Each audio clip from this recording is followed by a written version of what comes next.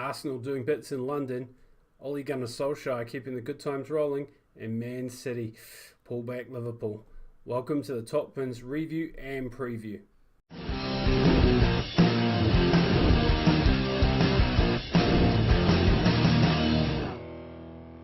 Hey team, Dave here. Welcome to the Top Bins review for Game Week 21, mixed in with a bit of preview for Game Week 22 action. Mike is in the thick of it at the moment. He's just been watching Man City savage Burton in the FA Cup. And word is he's got himself a ticket to United Spurs this weekend. So he is a happy camper at the moment. Looking forward to getting some pictures from him, maybe some extra content, who knows. But tip of the cap, Mr. Hub, playing it beautifully, catching some great football. And for those who know well, he's a QPR fan. He's been to every QPR game on his holidays so far, and they are yet to lose, I believe. So some kind of good luck charm he is.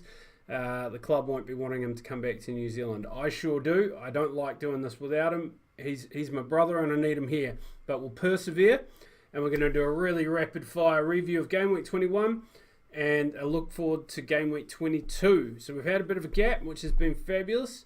And let's get straight into it. So I guess the game of the weekend that everybody was waiting for was Manchester City hosting Liverpool. And to a certain extent it was the game that we expected. Really high tempo, cut and thrust stuff, but it was lacking a bit of quality. Both teams sort of maybe not quite as composed and as clinical as they usually are. But look, still produced a pretty good game for the neutral. Certainly not quite such a good game for those with the red on. 11 millimetres the difference between a draw and a loss here for Liverpool. 3 saved off the line. One of them 11 millimetres away from the drawing goal. No one would have been happier than John Stones and Edison with that though. So credit to them. But look, great game. And the title race is back on, and what I love is that this time last season, the title race was dead and buried. We knew City were going to win. You cannot say that this year. I didn't think even if Liverpool had won that they would have run away with this. Spurs and City right there in it, and this is exciting. This is what we want from the Premier League. So while I'm disappointed that Liverpool didn't win, very happy that the Premier League is a bit more interesting this year and we don't just have a relegation and top 4 battle. We've got a proper battle for the top on our hands, and long may it continue. Quick side note, Dom Solanke sold to Bournemouth. 19 million plus extras could make it 25 million. Here's a scary fact. This makes him the 3rd most expensive English striker sale ever. This is from a guy who's played 4 games this season and scored 1 senior goal in his career. I hope they haven't put the kiss of death on him. I don't think he's a bad player, but he doesn't really fit into what Liverpool are trying to do at the moment. Best of luck to him at Bournemouth. I think they're a great club, and I actually think it's a really good signing. I just hope he doesn't become an Andy Carroll because, at least even Andy Carroll had a few goals under his belt before he got sold to Liverpool for that price. So best of luck, Dom. Anyway, we'll move on, and as we mentioned in the title, Arsenal doing bits in London, and bits is what they did. They tore bits off Fulham at the Emirates, 4-1, and look, it could have been more. Arsenal looking rampant at times. Still, always the defensive frailties are there, but they just tore Fulham apart, and Ranieri has done a lot to shore up the back, but against this Arsenal team, a lot of teams are going to get exposed. I was thinking they were going to get a bit of a hiding after what Liverpool had done to Arsenal, and they duly delivered that. So credit to Arsenal. Decent performance. Also a decent performance from Spurs heading to Cardiff. They walked away with a 3-0 win. Obviously a really good game for Spurs as well. Spurs have had a really good Christmas New Year period. They've had a lovely fixture list, to be fair, but they're taking full advantage of that, and look, credit to them. They look fabulous at the moment. They've also had a pretty good FA Cup run against Chelsea this week as well. So yeah, credit to Spurs playing some good football at the moment. Last sort of feature game to talk about will be Manchester United travelling to Newcastle. I actually predicted United to go there and smash Newcastle. So 2-0 wasn't quite the performance I was looking for.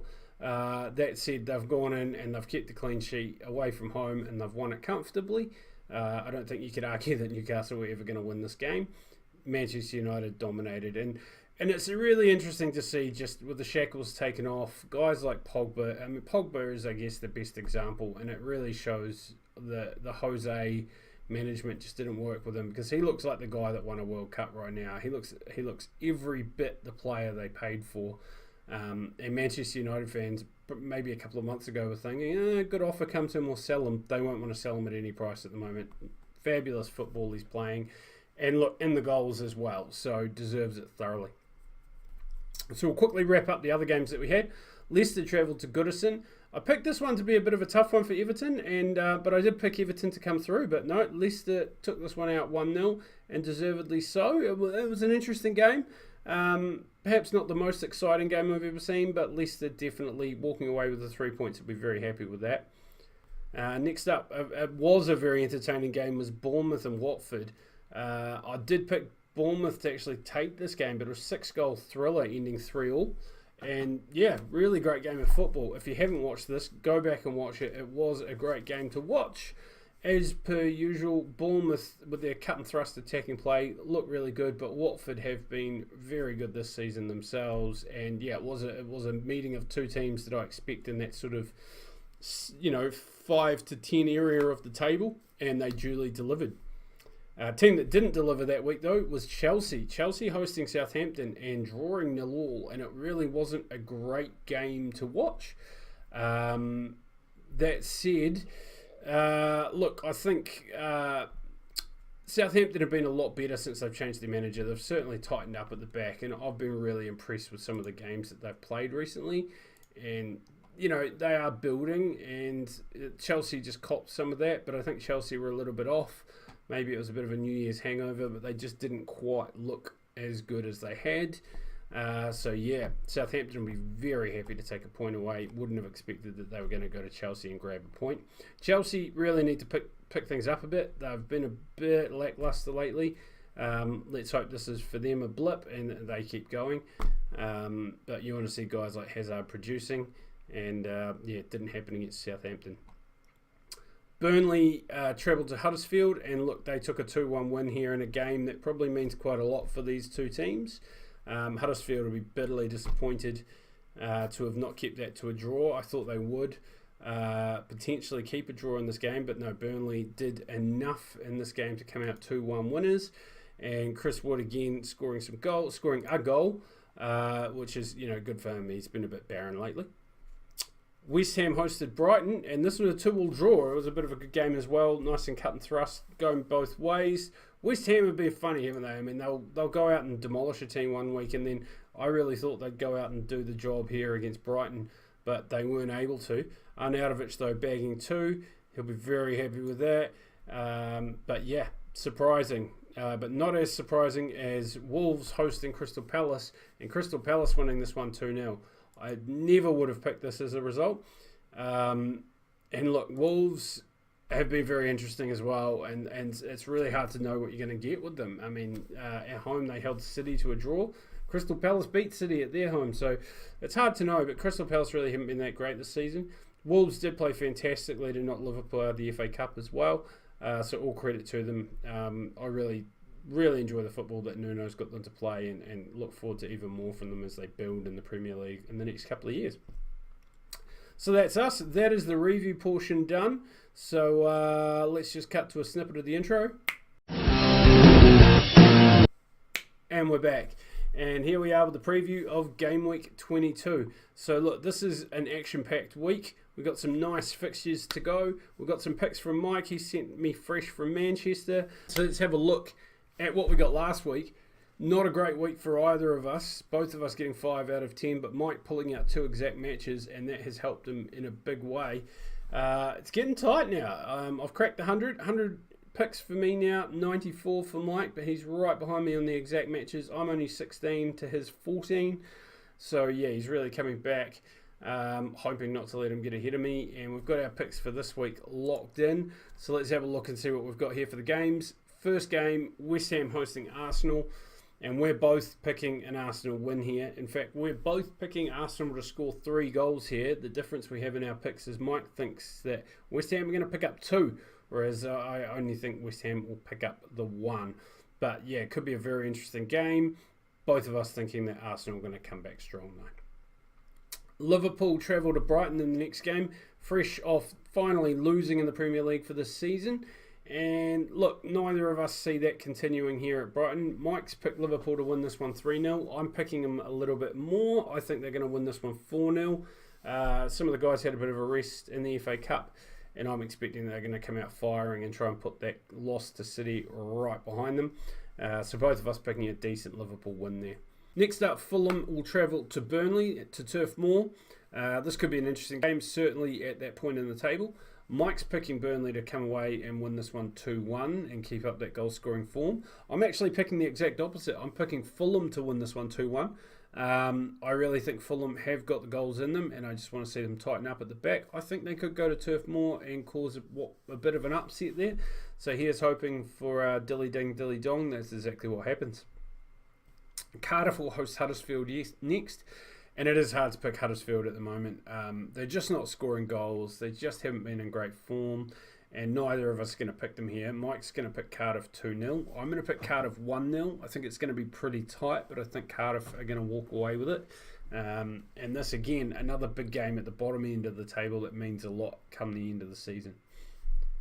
Crystal Palace will host Watford next, and Mike does see those goal-scoring ways continue. Crystal Palace couldn't buy a goal for weeks, but they have put a few away lately.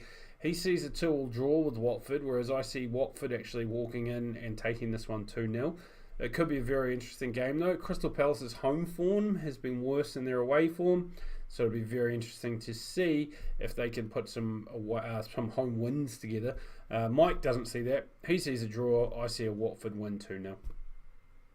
Leicester will be hosting Southampton next, and Leicester, they had a decent result last week, picking up a win against Everton, and I think that is, they've been playing a little bit better of late. Mike thinks so as well.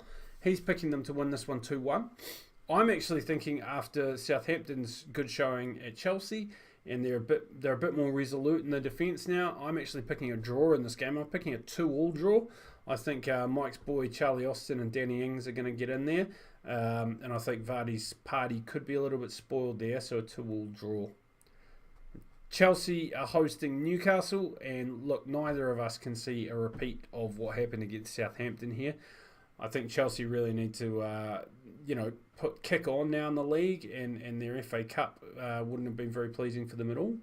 But we've both agreed on this one, and we both picked Chelsea to come out 3-0 winners here. We think they're going to put Newcastle to bed at home, and I think really you'd be hard-pressed to argue with that. One of the games of the weekend for me is Everton hosting Bournemouth. Now, I think Bournemouth have, been a bit up and down, but they are a very exciting team, and Everton have been very exciting themselves lately. I've got a lot of time for Luca Digne. He's been a fabulous signing for me for Everton, and obviously Mike would be very upset if I didn't mention his Lord and Saviour Gylfi Sigurdsson, who really has gone off the boil lately but is still a very good player. He isn't picking his Lord and Saviour. He thinks he will be let down by Sigurdsson this week.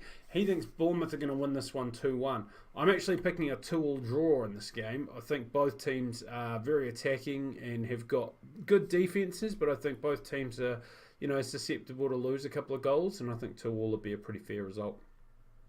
I guess the game of the weekend is next, and that is Spurs hosting United. And this is really the first big test of Ole Gunnar Solskjaer and his new managing at United to see how far these guys have actually come. Spurs have been rampant lately. They've been in good form, and you'd really expect Spurs to do well in a game like this. And we both have, although we are picking it to be close. Mike's picking a 2-1 win for Spurs. I'm picking a 3-2 win for Spurs, but both of us picking a few goals and a 1-goal margin in it and a Spurs victory. But look, Manchester United, the way they've been playing, they could very easily turn that around for a 1-goal win. And I think it'll be an absolute cracker of a game. Really looking forward to watching that one. And then the week closes out with City hosting Wolves. Now, Wolves gave City, I think the first points drop City had this season was at Wolves very early on, holding on for a draw. But neither of us see that happening this time. Mike sees it pretty close. He sees City winning this one 3-2. I see City winning this one 3-1. They've just come off an absolute mauling of Burton. They're in fine form, and it's hard to see anything but a Man City victory in this game. Right, so there you have it. That is our picks for Game Week 22. They're up there. Let's see what you pick. Let us know in the comments below what you think is going to happen this week. It's good to be back into the Premier League football after a bit of a week off. And we're back with you. Hoping to have Mike back with us as well very soon. He's certainly coming back to the country very soon, but it'll be lovely to have him around. Mrs. Big Ugly Mug. Shame that I missed him, and I also missed out on the Torquay United job. Didn't want to let you guys down, but I thought I'd better tell you. Hasn't worked out, so you are stuck with me for a while yet. Best of luck, Torquay, in your future endeavours. Fuck you, Torquay. Anyway, look, thanks for watching. As always, love your likes, love your subscribes. Check us out on Facebook, Facebook.com/Top Bins Fantasy. Also there on Twitter.